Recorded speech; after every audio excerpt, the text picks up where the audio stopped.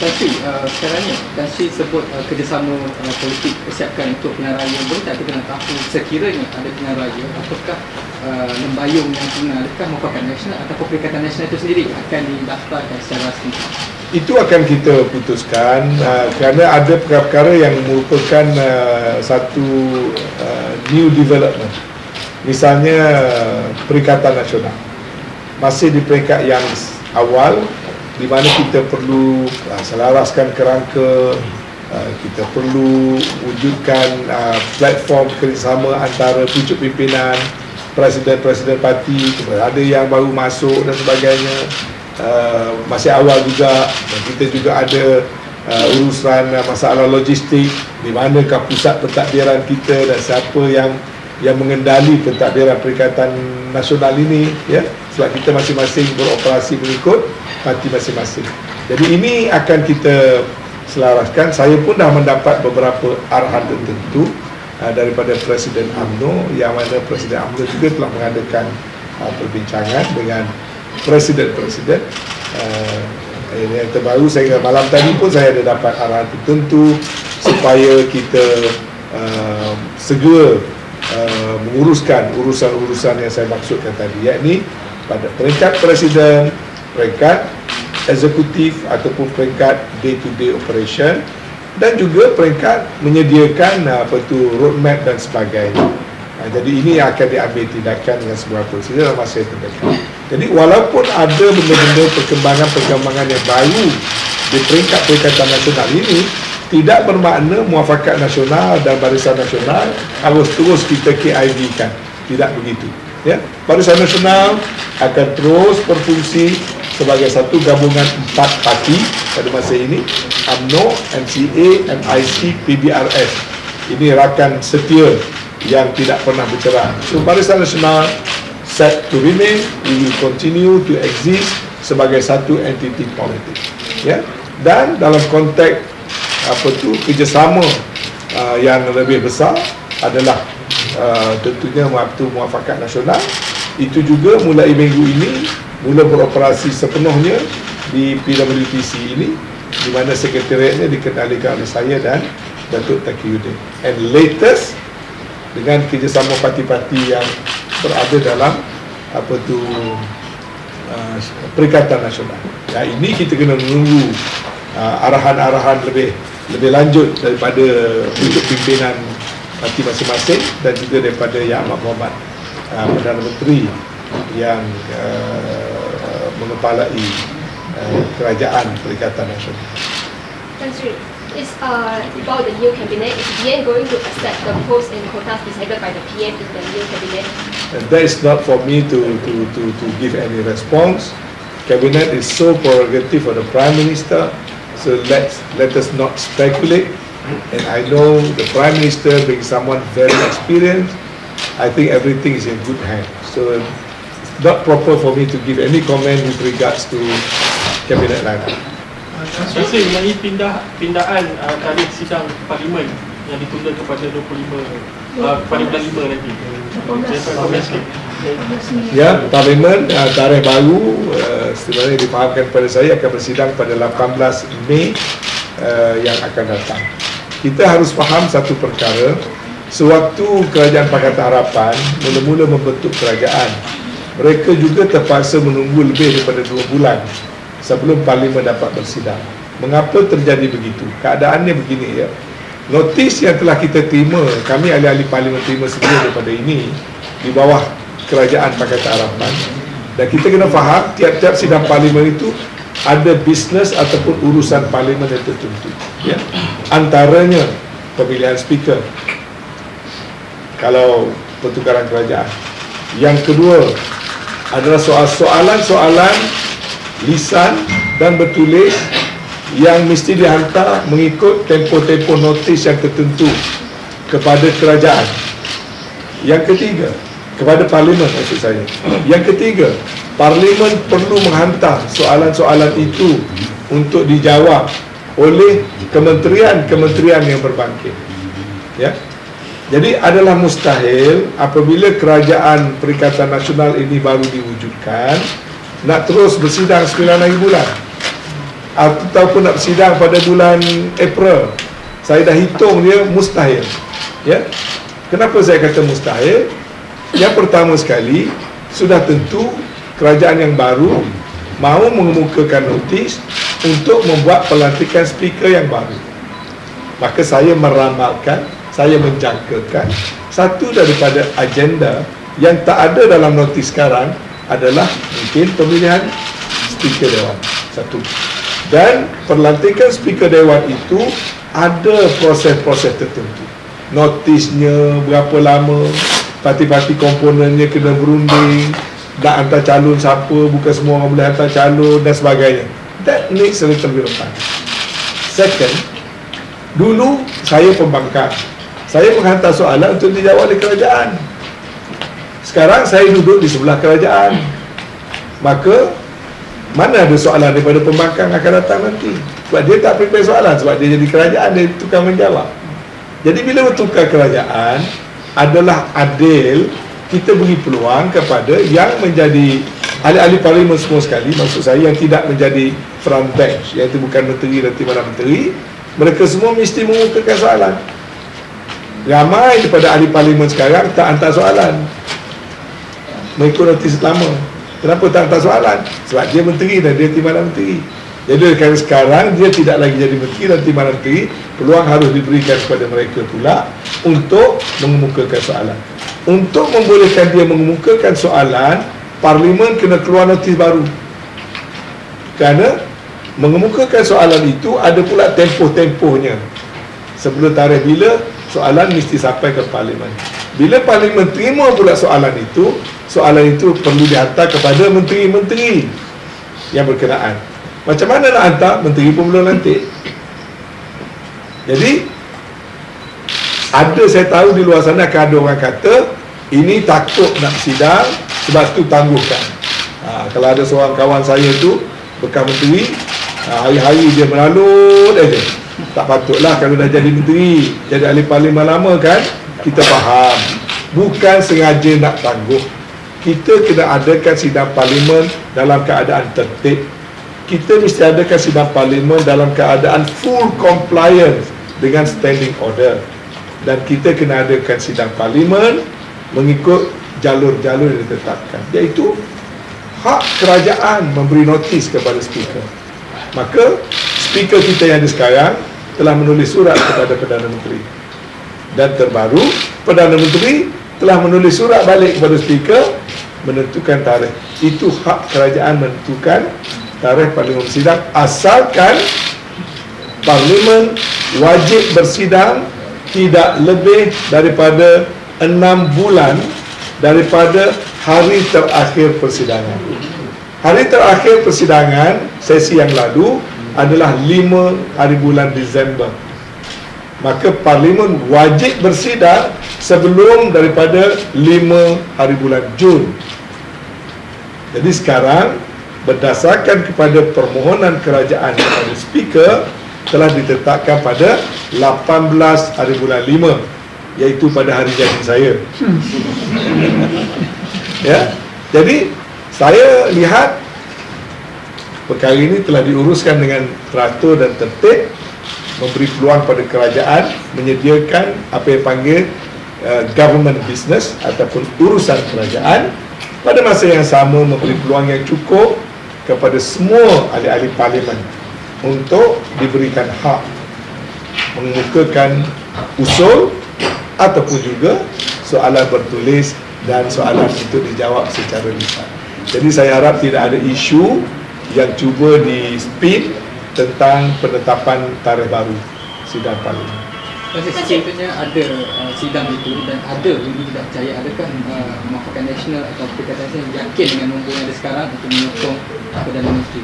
Oh, pasal yakin lebih pada yakin. Kalau kerajaan itu telah terbentuk, tentulah kerajaan itu adalah sebuah kerajaan yang sudah mendapat sokongan yang kuat. Saya fikir kalau kita pun ada pihak yang nak membawa usul undi tak percaya itu, kita hanya merugikan masa Dewan Rakyat. Saya fikir sekarang ini pendapat peribadi ya, pendapat saya sebagai ahli parlimen, kebetulan saya pun pakai baju parlimen hari ini. Pendapat saya lah, kita ni dah lama dah politik tak berkesudahan.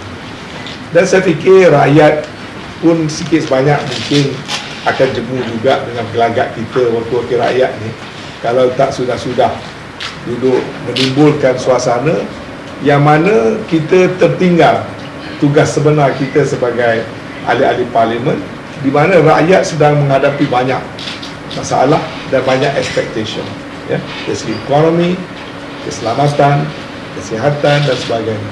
Saya fikir adalah lebih baik kalau ahli-ahli parlimen semua sekali from both political divide to start focusing on people's agenda rather than personal or any specific political party's agenda.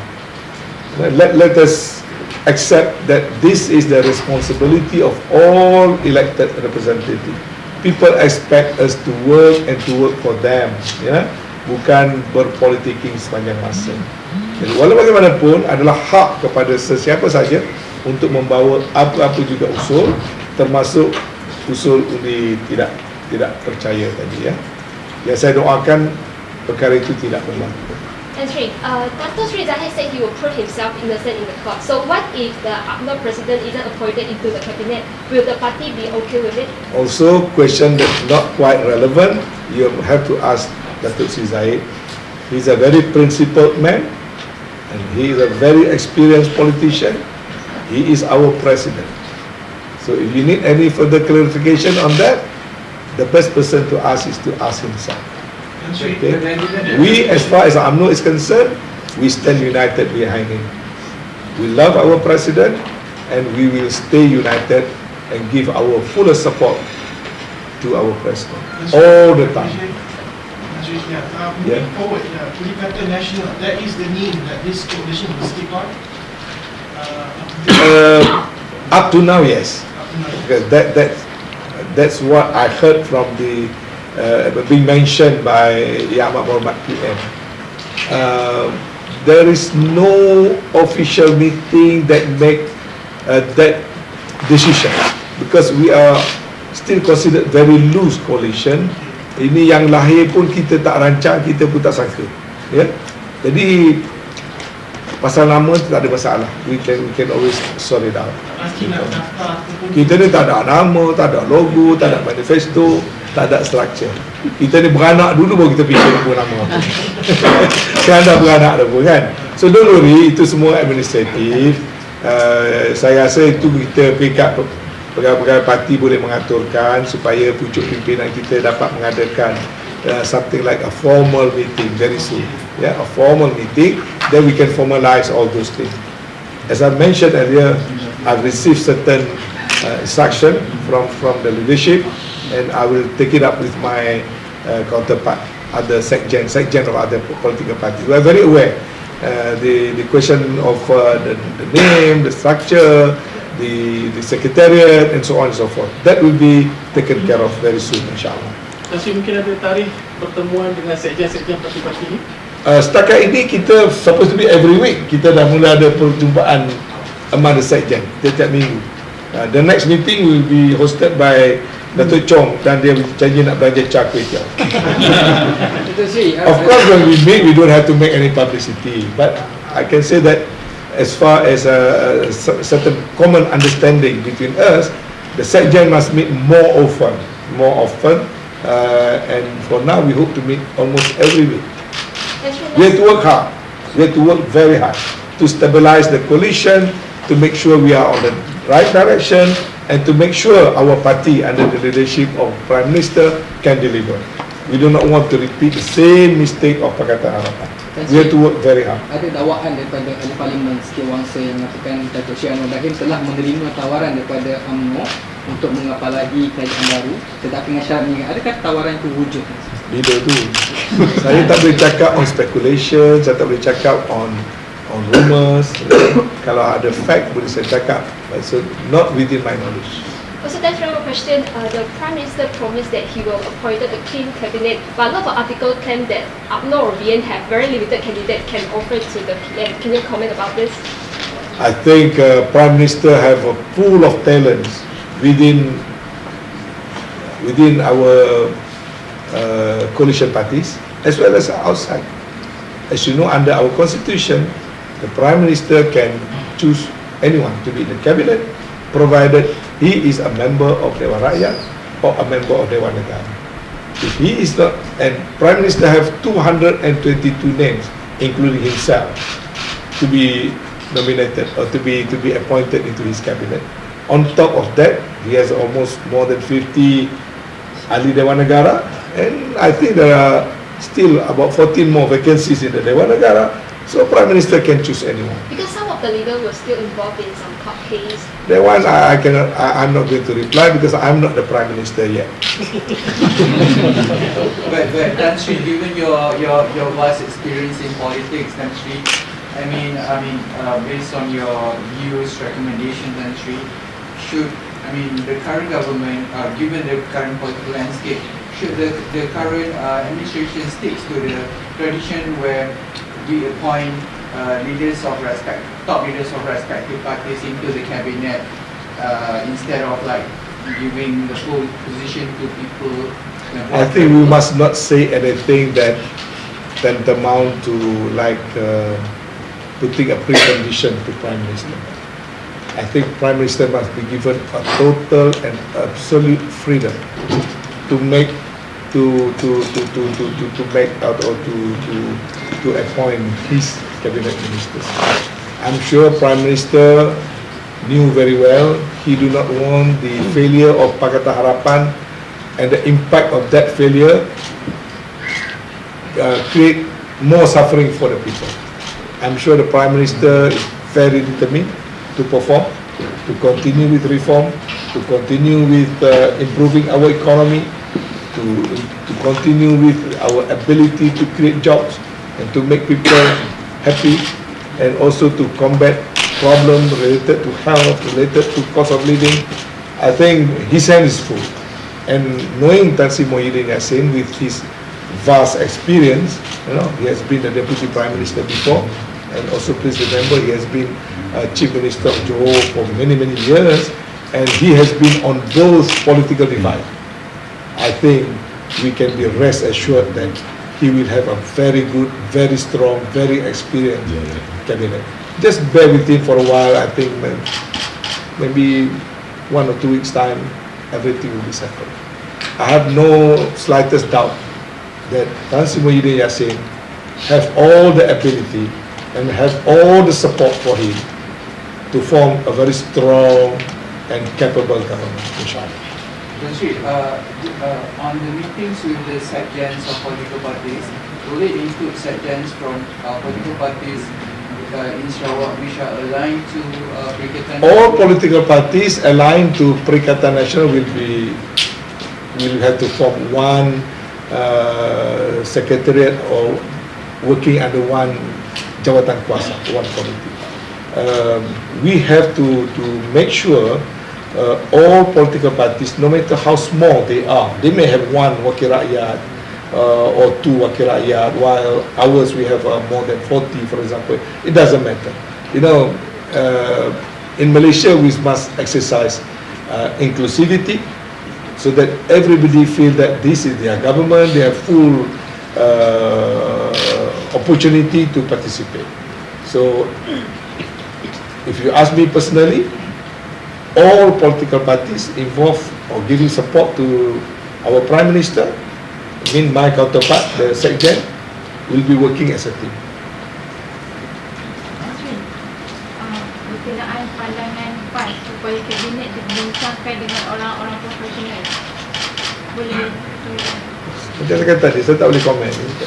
Kalau yang PAS tanya Presiden Selangor PAS. Kalau kita semua nak mengomen, macam kita buat Superman, mengomen aja semua. Jadi jangan lupa, kadang you all tanya, saya ingat saya PM lah dah, kacau nanti. Saya adalah Setiausaha Agung yang mengambil titah perintah daripada Presiden dan Majlis Tertinggi saya. Saya tak boleh nak komen lebih-lebih. Cuma boleh bagi nasihat-nasihat gitu. Berhubung yang Tan Sri cakap, mungkin dah tubuhkan sekretariat untuk semua sekjen di Yeah. bawah PN Perikatan. Adakah itu termasuk sekali sekjen bersatu? Yes. Dan saya yes. Yes. Cuma saya dimaklumkan bersatu mungkin perlu masa sehari dua. untuk menetapkan siapa sekjen dia, kerana difahamkan ada timbul sikit question mark tentang kedudukan sekjen mereka, tapi itu purely their internal party matters, and we hope Bersatu will quickly settle kerana sekjen itu sangat-sangat penting. Tapi saya tak pasti, berita kata ada yang sekjen letak jawatan ataupun dan sebagainya, I do not know, but we must respect apa tu kita punya rakan-rakan parti yang lain, itu adalah masalah dalaman mereka. Tapi secara macam saya kata tadi, kan saya dah terima beberapa arahan daripada pucuk pimpinan di mana sekjen dikendaki mewujudkan satu sekretariat dan menjalankan kerja-kerja eksekutif on the daily basis. Itu arahan memang saya beri.